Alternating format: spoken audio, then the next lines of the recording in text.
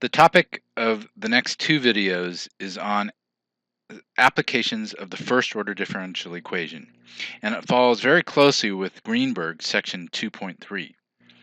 There are three example systems that we'll discuss. The first is the RL electrical circuit, and that's covered in section 2.3.1, chemical mixing in section 2.3.4, and then radioactive decay, section 2.3.2. I encourage you to read these sections for a more detailed or a slightly different description of them. What you'll gain from this video, as well as the related problems, is an intuitive understanding about the connection between such simple systems and the equations we use to model them. So this is related to mathematical modeling. And importantly, you're going to gain an intuitive understanding between the behavior of the systems and the mathematical solutions of these governing equations. Thus, by working through these problems, you're going to gain a better understanding of the systems themselves, as well as the math that describes them. When I wanted to encourage you to please write this objective down, keep it at the forefront of your mind as you're taking notes to this video, as well as doing the problem sets. So the first topic is the RL electrical circuit.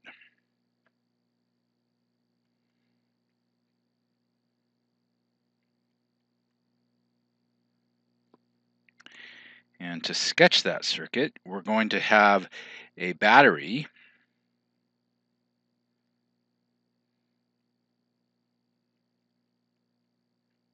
that supplies a voltage to an electrical circuit. So it has a positive end and then a negative end.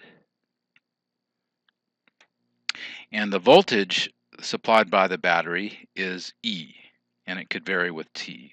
So this E is the voltage or the electromotive force that will end up driving a current around this current loop.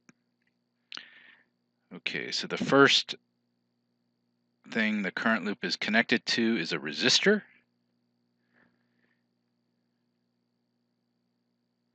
That has a resistance R. It is then connected to a current loop, which is an inductor with inductance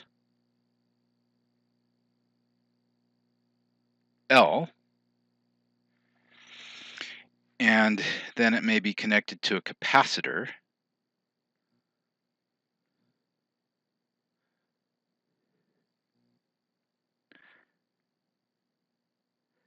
with capacitance C.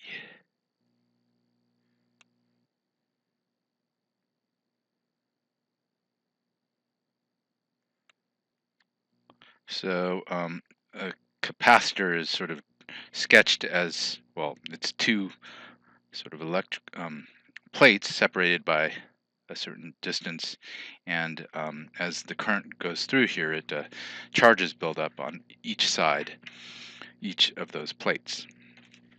So this so there will be generally a current that goes through this circuit,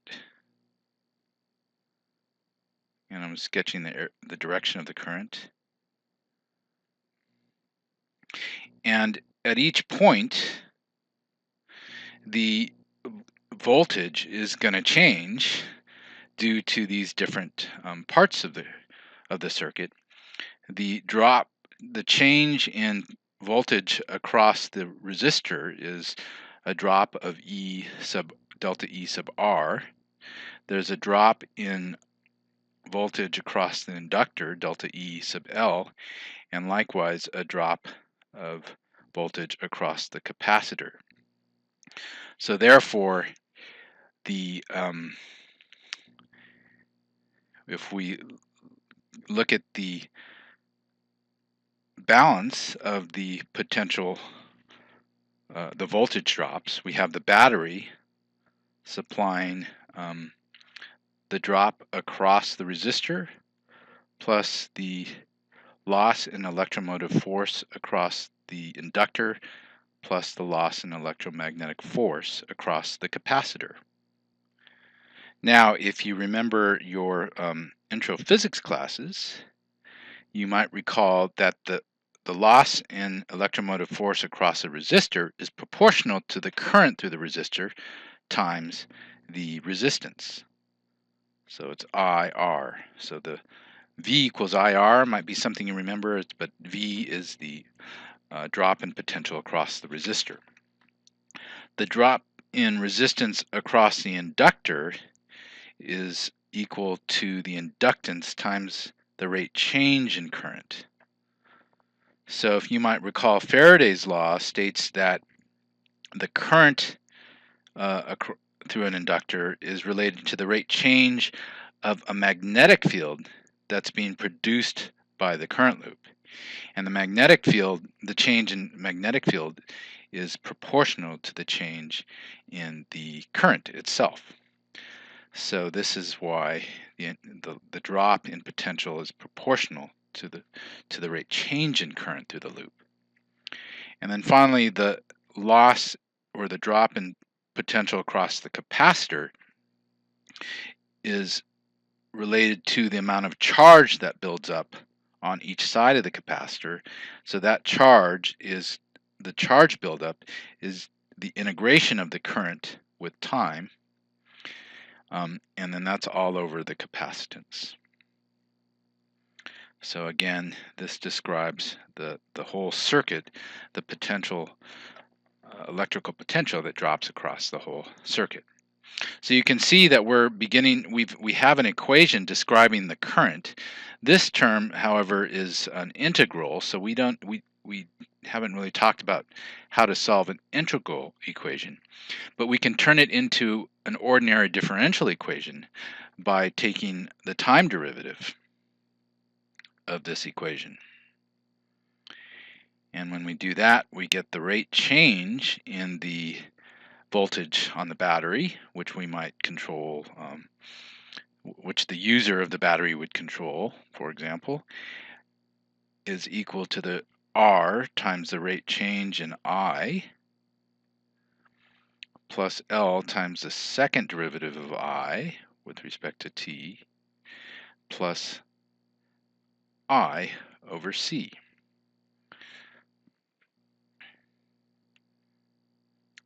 So this is our general equation describing our complete electrical circuit.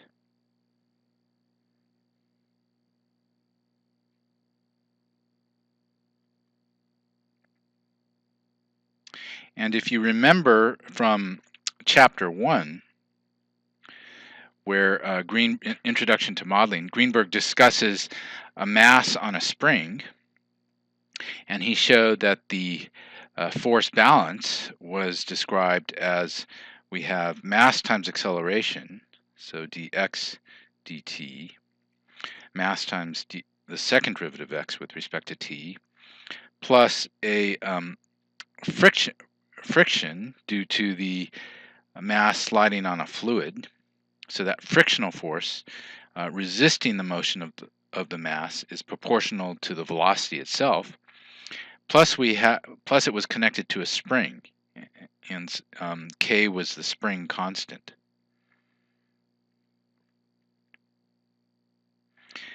And that was, of course, equal to the external force that was applied on this mass. So so we have our mass connected to a spring, and it's floating on a fluid.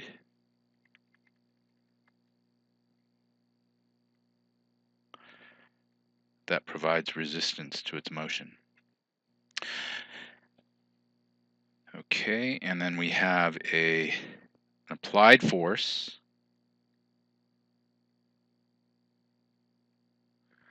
we have a force due to the spring. We have a resistive force due to the fluid.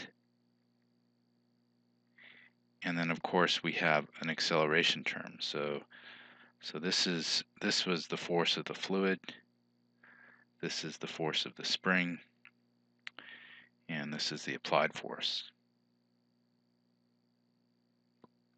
And I just wanted to show this equation because it has the same form as our equation for the electrical circuit. We have a second derivative of the variable we're trying to solve for, the position here, just like we have the second derivative of our current. We have a term that's proportional to the first derivative of our position, just as we do for our current. And then we also have a term that's proportional to our position, just as we do for the current itself. And then, of course, we have an applied force, which is, in this case, is driven, in the case of the electrical circuit, is created by the battery. So this is just an analogy between this mechanical system and this electrical system that I wanted to draw.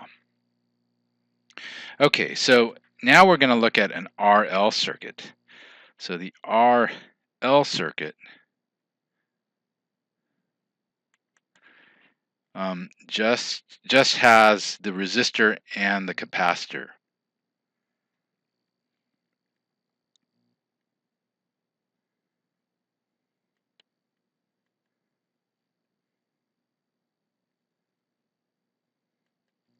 So we're going to focus on, we're of course going to have our battery still. We're going to have this term and this term. And since we don't have our capacitor, we need not take our time derivative. We can start out with this equation, our original equation. Okay, so our equation, again, I'm going to write this down, is our inductance times the rate change in I with respect to t plus R times I, and that's equal to our electromotive force supplied by the battery. And this is a simpler equation than the general equation in that it's only first order, right? You recall our general equation when we had our capacitor was second order, but without the capacitor we can just use the first order equation to describe this simpler system. So we can write this in the form that we want in order to solve it. So we have no coefficient on the first derivative, and the coefficient on our current itself is p, little p, as we discussed in general when we solved this kind of equation. And then the right-hand side becomes E as a function of t over L. And you'll notice it has the same form as y prime of x plus p of x, y of x is equal to q of x, where y is the current, x is t, and then p is r of L. And in this case, it's constant. It's not a function of time. And q is equal to E over L. So since this is a non-homogeneous solution, there's a term here on the right-hand side that's independent of the quantity we're solving for. It's independent of I. That means this is non-homogeneous. So we can solve it two ways. We can solve it either with variation of parameters, or we can solve it using the integrating factor method. And both solutions both methods produce the same solution. And the general form of that solution is y of x is equal to E raised to the integral of p dx times the integral of E raised to the positive p dx raised to the integral of p dx, multiplied by q of x dx plus an integration constant. And writing that solution in terms of the variables of our electrical circuit, we have I of t is equal to e to the minus integral of r over L dt times the integral of e raised to the integral of r over L dt times e of t over L, again, times our integration constant. So this is our general solution, but in order to solve it, we have to know, for example, what E of t is. We already know, we're already sort of specifying that R and L are constants, so we can already evaluate this integral, but we have to know how the battery is changing, how the voltage associated with the battery is changing with time. So let's consider a simple case. We'll look at the particular solution.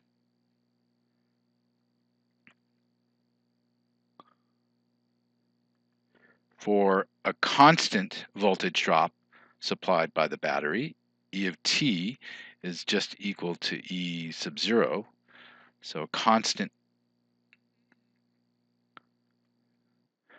voltage on the battery.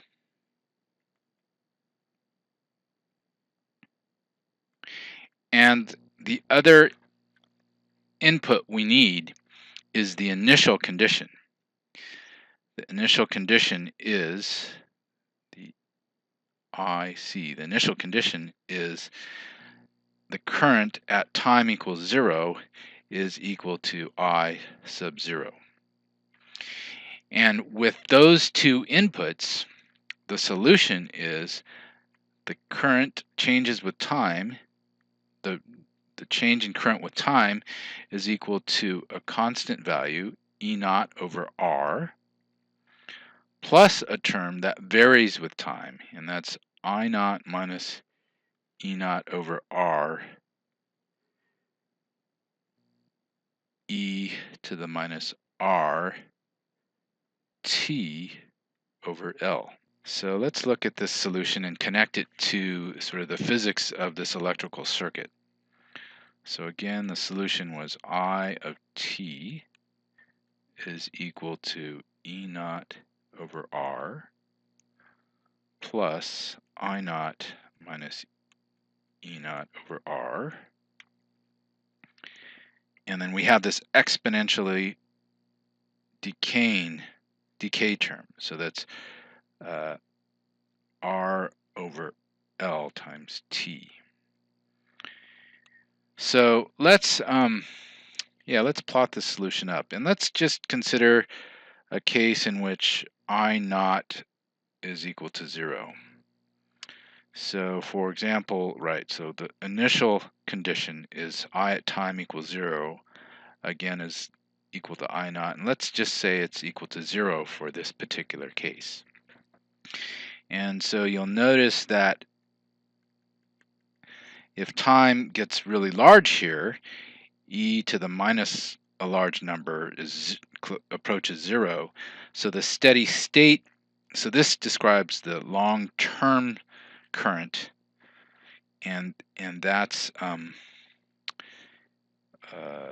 I guess that's I at infinity is equal to E naught over R.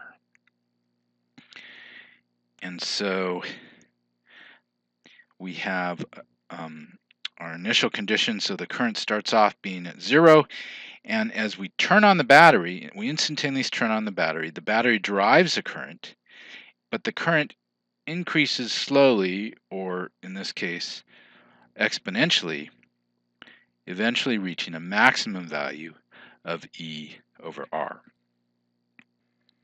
So now at time equals 0, the current is 0, but the rate change in the current is large. So at the very start of the, when we first turn on the battery, the the resistor is not supplying any any drop in voltage. The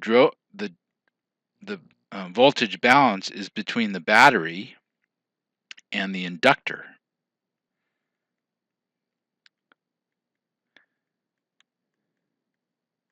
Again, because there's negligible or zero current initially, but again, it's the rate change in the current that's building this magnetic field that's resisting the voltage of the battery, or it's causing the potential drop of the battery, the buildup of this magnetic field. So that's the situation at the very start of the when we first turn on the battery. At a very large time, I is equal to E naught over R, but the rate change in I is equal to 0. So in this case, there's no change in magnetic field across the inductor, and the system behaves just as if it only had a resistor. So here we just have a resistor circuit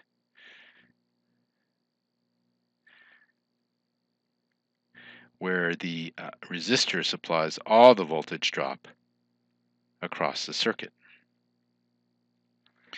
Okay, so between these two times, well, between 0 and a long time, the voltage drop across the inductor is decreasing, and the voltage drop across the resistor is increasing. And that's the voltage drop across the resistor is proportional again to the current itself. So you can see that increasing. So this is a little bit of intuition between the system and this solution. Of course, I naught could be different from 0. It could be greater than the steady state, in which case we'd have an exponential decay in the current and so forth. Or it could in fact be equal to the steady state condition, in which case the current would never change with time. Now, returning back to the mathematics of this system, remember there's a term that gives the non-homogeneous part of the solution, as well as a second the homogeneous part of the solution. Turns out it's this exponential decay that gives the 0 on the right-hand side. It's what we referred to as the homogeneous part of the solution, I sub h here. So you can see that if there's no battery, the electromotive force E, which is constant in this case, would be 0, and we'd be left with only an exponentially decaying current. It would start off at I naught at the very start of the calculation, or at the very start when we turn the system on, and then it would decay exponentially with time to 0. And it's only because we have this battery that we can sustain a current with the long-term current equaling the strength of the battery divided by the resistance. And so it's this first term that gives the non-homogeneous part of the solution. It's this driving force that sustains the current over the long term. So that's a little bit of on the relationship between the physics of an RL circuit and the two parts of the mathematical solution for this linear non-homogeneous equation. So to finish up, again, we have a system where we have inputs, and our inputs were our battery function and our initial current, and that input was processed by our system, in this case our electrical circuit, and the output was our current as a function of time. Now, because this ODE is linear,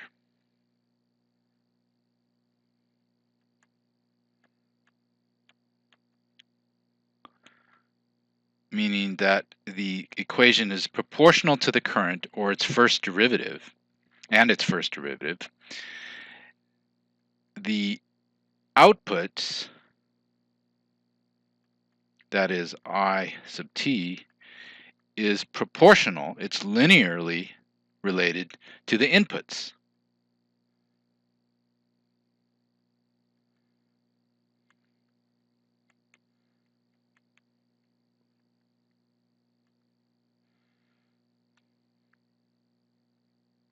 Okay, that's one behavior of a linear differential equation.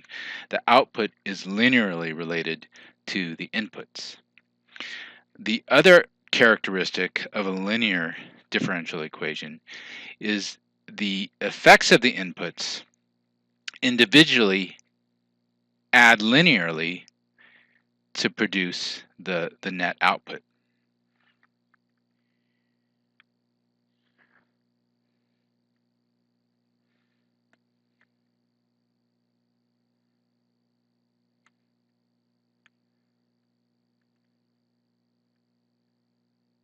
Again, our inputs are I naught and E of t. Add. They don't multiply by each other, they add linearly to produce the net output.